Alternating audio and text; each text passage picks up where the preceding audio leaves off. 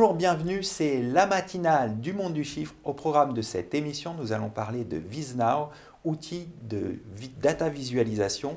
On parlera également des CFO au cœur de la transformation numérique des entreprises. Et enfin, on parlera de la création du cabinet Orva Avocat par Orcom.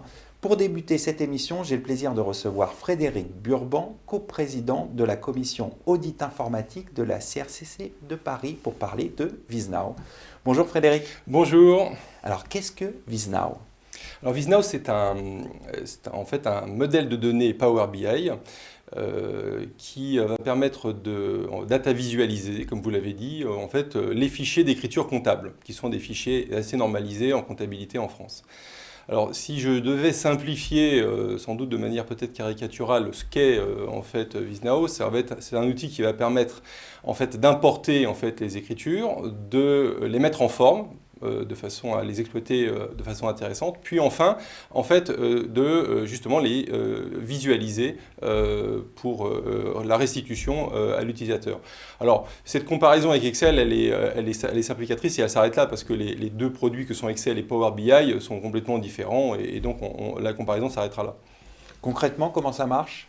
Alors concrètement, en fait, j'installe en fait, le fichier Power BI dans l'application Power BI. Donc comme j'ouvrirais Excel, si j'ai Excel, j'ouvre un fichier Excel, eh bien j'ai Power BI, j'ouvre un fichier Power BI et j'accède immédiatement en fait, au modèle de données. Quels sont les bénéfices pour les commissaires aux comptes ? Alors, les bénéfices pour les commissaires aux comptes, ils sont multiples. Alors, le premier, c'est d'abord que ça permet d'optimiser la revue analytique des comptes, puisque c'est un travail important chez le commissaire aux comptes, donc il va pouvoir optimiser ce travail. Et il va pouvoir l'optimiser en fait, en gagnant également à la fois en pertinence et en productivité. Ça, c'est vraiment très important. Alors après, il y a un deuxième, il y a aussi un deuxième point, hein, c'est que VizNow, en fait, va s'appuyer sur Power BI. Et Power BI est un outil puissant, donc qui permet de gérer une grosse volumétrie de données, jusqu'à 1 gigaoctet de fichiers dans la version de base, on l'appelle desktop. Donc ça permet une grosse volumétrie qui est bien adaptée, en fait, justement aux fichiers qu'exploitent les commissaires aux comptes. Donc on a un outil qui est bien adapté à nos besoins. Et puis enfin, j'ai envie de dire qu'en fait, VizNow va en fait offrir une opportunité d'échange pertinent et valorisant entre le commissaire aux comptes et son client, grâce à des restitutions de qualité et on va dire assez pointues. Quelles sont les fonctionnalités de cet outil ? Alors, moi, je vois trois sortes de fonctionnalités qu'on pourrait résumer de la sorte. C'est-à-dire que d'abord, il y a dans Power BI, dans VizNow, il y a en fait un module d'import en fait, des fichiers d'écriture comptable. Alors ça, effectivement, c'est un préalable nécessaire pour que les données puissent être exploitées par le modèle de données. Donc, il y a un outil qui assiste en la matière. Ensuite, il y a évidemment au cœur du dispositif en fait, des onglets en fait, de visualisation des données qui sont préparamétrés, qui sont assez nombreux et qui vont permettre de visualiser à la fois des états financiers, à partir des écritures, donc on reconstitue les états financiers, qui va permettre par exemple de mensualiser les données, donc ça peut être le chiffre d'affaires, les différents types de résultats d'exploitation, financiers, exceptionnels, qui va visualiser les salles intermédiaires de gestion, ça sur une base mensuelle, qui va permettre d'analyser la formation du résultat, qui va permettre également, par exemple, de suivre l'évolution mensuelle de la trésorerie. Donc en fait, on voit énormément de possibilités. Et puis, il va y avoir aussi d'autres visualisations qui sont par exemple les balances âgées. Donc une balance âgée, vous savez, c'est le balance âgée des clients ou des fournisseurs, c'est une décomposition en fait du solde par antériorité. Donc on décompose le solde d'un compte par antériorité. Ça permet de voir où sont les risques. S'il y a des vieilles créances, par exemple, on les visualise beaucoup mieux de cette façon. Donc voilà, tous ces outils en fait ont été développés en se fondant sur ce fameux FEC. Puis alors il y a une troisième sorte, je pense, de fonctionnalité qui est très intéressante. Il y en a une qu'on affectionne nous tout particulièrement, c'est ce qu'on appelle le drill down. Alors c'est anglicisme, ça veut dire qu'en fait en partant d'un agrégat qui peut être un poste du bilan ou du compte de résultat, ou bien en fait d'un agrégat qui peut être justement un agrégat qui est sous une forme graphique, On va cliquer dessus et on va accéder aux détails en fait, des chiffres qu'il compose et des écritures comptables qu'il compose. Il y a un volet de visualisation qui s'affiche en dessous et qui permet de connaître le détail des écritures correspondantes. Donc un gain de temps considérable en fait, dans l'analyse que constitue la revue analytique. Alors, il y a un deuxième outil d'analyse aussi qui est embarqué dans VizNow, c'est le module de recherche d'écriture qui va permettre de rechercher des écritures sur la base de critères, donc de filtres, qui sont bien sûr, on va avoir par exemple le libellé, on va avoir le montant, on peut avoir une date, on peut, voilà, tous les critères, tout ce qu'on peut trouver en fait dans le fichier d'écriture comptable peut être filtré. Donc ça peut être un numéro d'établissement dans une entreprise qui en aurait plusieurs. Donc voilà, des critères multiples qu'on peut combiner entre eux et qui font qu'on du coup on va pouvoir filtrer très vite les résultats et obtenir les écritures qu'on cherche effectivement de plus précision. Donc on peut y taper effectivement des noms-clés, des mots-clés qu'on a en tête. Le libellé est libre et il va ressortir en fait toutes les variantes qui sont possibles. Donc voilà, on a trois sortes de fonctionnalités, donc l'import, la data visualisation proprement dit, et ensuite les outils d'analyse qui sont connexes et qui offrent à la fois du confort et puis surtout de la profondeur dans l'analyse que peut mener le commissaire aux comptes. On voit que c'est un outil assez riche. Est-ce que vous prévoyez déjà d'autres fonctionnalités, des développements pour perfectionner cet outil? Alors j'ai envie de dire oui, parce que en fait, fort de cette première étape, ce socle constitue une base intéressante. Alors le fait est que le champ des possibles est extrêmement large. Et donc en fait, l'évolution de VizNow va se co-construire avec ses utilisateurs. Donc déjà, il faut bien retenir que VizNow est libre, on peut librement l'enrichir en fait en fonction des besoins de l'utilisateur. Donc un utilisateur peut librement l'enrichir. On est un peu sur un modèle, si vous voulez, entre guillemets open source, dans le sens où finalement quelqu'un qui veut ajouter d'autres types de données, d'autres types d'analyses peut le faire librement en les greffant sur l'outil existant. Ça, c'est déjà une première étape d'appropriation qui est très importante pour nous en tant que commission audit informatique. Et puis, la deuxième étape, ça va être évidemment pour nous de bénéficier du retour d'expérience de nos utilisateurs et puis de pouvoir écouter leurs attentes pour faire évoluer le produit en fonction effectivement de leur retour. Exactement. Donc, bien sûr, des champs possibles importants pour les temps à venir. Merci Frédéric pour cette présentation de VizNow. Merci d'être passé sur le plateau de la matinale. Merci beaucoup de m'avoir reçu.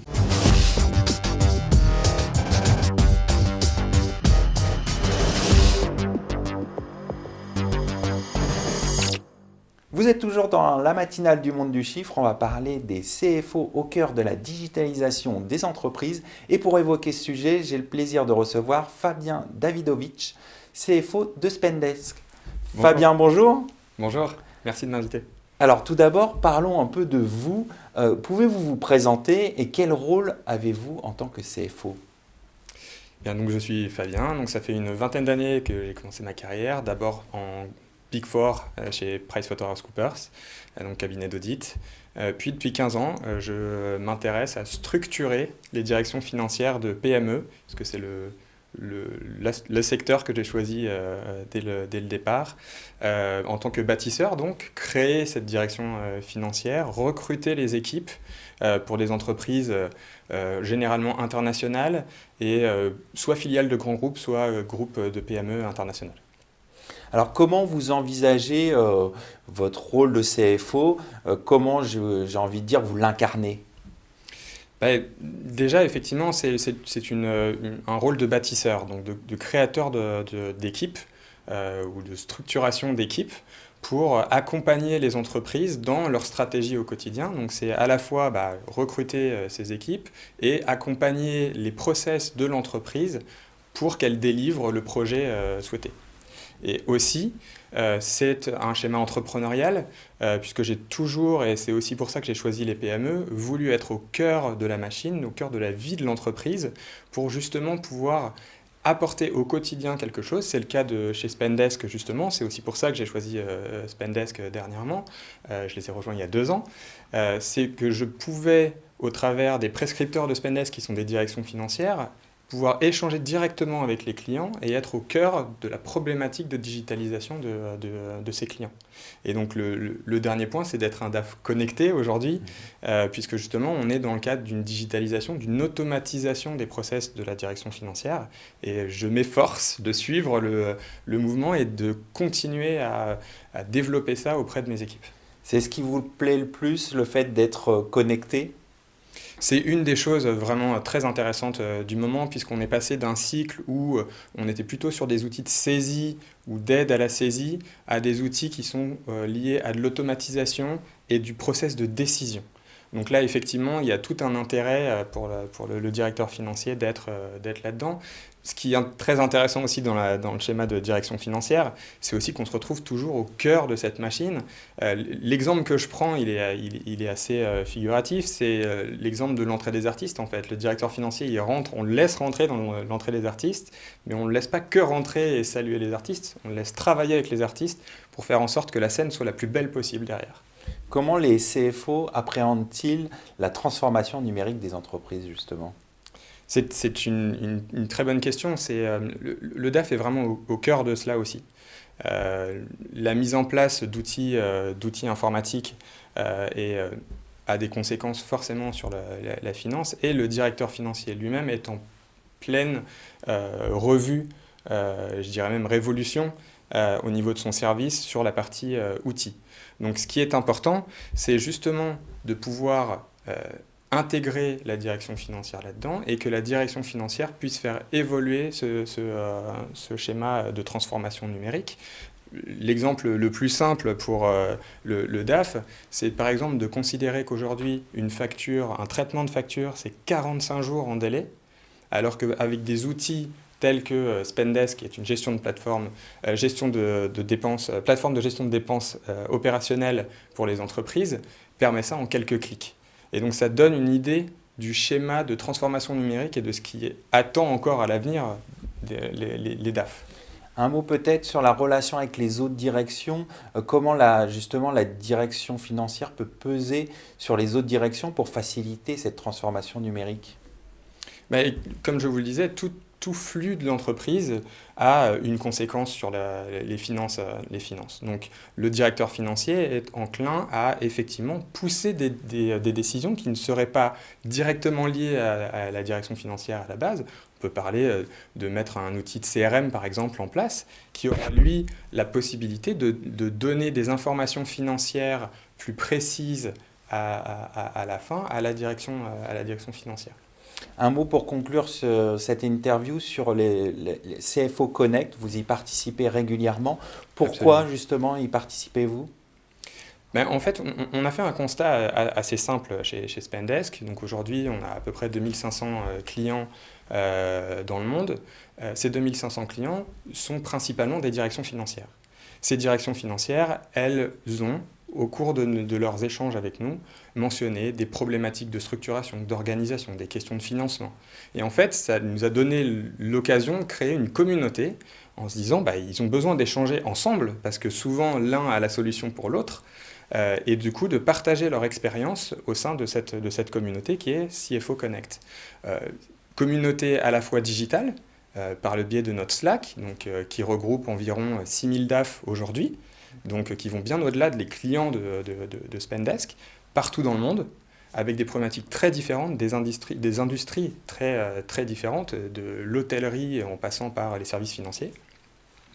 Et justement, aussi des rencontres physiques, quand les conditions sanitaires le permettent, pour justement rencontrer physiquement des DAF, avoir des échanges sur des thématiques précises, thématiques techniques, qui peuvent répondre à leurs attentes du quotidien. Aujourd'hui, c'est un vrai investissement que l'on fait sur cette communauté. 3 personnes y travaillent en permanence pour l'organiser et la structurer.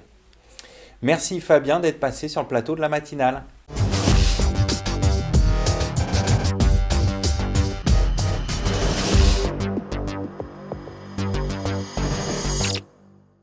Vous êtes toujours dans la matinale du monde du chiffre. Orcom crée Orva Avocat. On en parle tout de suite avec François Vaccaro, pilote du projet Orva Avocat chez Orcom. avocat et donc dont le cabinet Vaccaro Associés s'est rapproché d'Orcom. François Vaccaro, bonjour. Bonjour. Pourquoi ce rapprochement ? Alors ce rapprochement, c'est parce qu'il a du sens pour nos clients respectifs. Il y a une forte attente de la part de nos clients sur une offre plus large.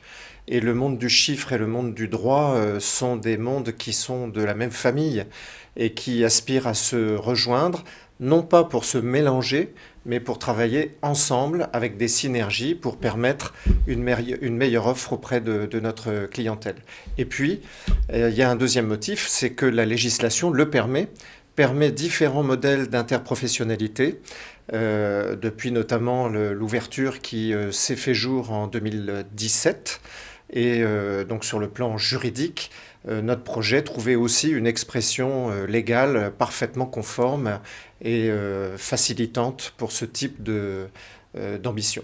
Justement, quelle est la forme juridique ? C'est une SPE ? Alors nous avons créé une SPFPL, de telle sorte que notre rapprochement ne s'effectue pas au niveau des cabinets, ni même dans le cadre d'un mélange des professions au sein des cabinets, mais au niveau d'une holding qu'on appelle une SPFPL, conformément aux dispositions de la loi de 2017. Vous avez évoqué les synergies communes. Concrètement, comment comptez-vous travailler ensemble ? Alors je dirais qu'on travaillait ensemble déjà avant, les professionnels du droit et les professionnels du chiffre. Il y a des synergies tout à fait naturelles et il était très fréquent qu'on intervienne sur des dossiers pour nos clients de façon conjointe avec une entente, je dirais au gré du temps, ces dernières années de plus en plus efficace. Et du coup, nos synergies ne vont pas s'effectuer au sein des cabinets. Les cabinets d'expertise comptable restent des cabinets d'expertise comptable et les cabinets d'avocats restent des cabinets d'avocats, mais plutôt à un niveau plus macro, des synergies de réflexion entre professionnels, d'ouverture de chacune des professions à l'autre, de meilleures connaissances, la conception de produits communs. Bref, le but, c'est d'offrir une offre dite à 360 degrés à notre clientèle, une offre beaucoup plus large pour les uns et pour les autres. Et je pense qu'il y a une forte attente de la part de nos clients et une très bonne écoute et une très bonne réaction de notre clientèle à l'égard de ce projet. Quelle est l'ambition d'Orva Avocat ? L'ambition d'Orva Avocat, c'est de fédérer des cabinets d'avocats sous la marque Orva Avocat, un petit peu partout sur le territoire national. On a également une dimension très territoriale, même si à la fois Orcom Expertise Comptable et notre cabinet sommes implantés bien entendu à Paris, mais il y a une dimension territoriale très importante de ce projet. Donc on vise un maillage territorial le plus complet possible et également ce qui est important pour nous, avocats, c'est de dresser une perspective d'avenir pour les professionnels de notre métier. Aujourd'hui, les jeunes qui sortent de l'université et qui rejoignent la profession d'avocat sont quelquefois un petit peu perdus à travers les différents modes d'exercice de la profession et faute de ligne directrice. Et je dirais que ce projet, c'est une ligne directrice pour l'avenir, fédératrice pour des avocats et je pense très motivante pour des jeunes avec un vrai projet d'exercice de leur profession pour les années à venir. Alors vous avez évoqué le maillage territorial à venir. Il y a peut-être des recrutements aussi. Quelles sont les autres perspectives de développement ? Alors exactement. Orva Avocat est très ouvert. Nous sommes prêts à accueillir, bien évidemment pas n'importe comment ni dans n'importe quelles conditions, mais des candidats, que ce soit des cabinets d'avocats ou des avocats qui seraient intéressés par ce projet qui se nourrit d'interprofessionnalité entre le chiffre et le droit, tout en restant bien identifié dans nos métiers distincts. Et d'ores et déjà, depuis que nous communiquons sur le sujet, de très nombreux confrères se sont manifestés et nous en sommes absolument ravis et convaincus de la richesse de ce projet pour l'exercice de notre profession d'avocat. François Vaccaro, merci d'être passé sur le plateau de la matinale. C'est moi qui vous remercie. Merci beaucoup. Merci à toutes et à tous pour votre fidélité et je vous dis à bientôt pour un nouveau numéro de la matinale du monde du chiffre.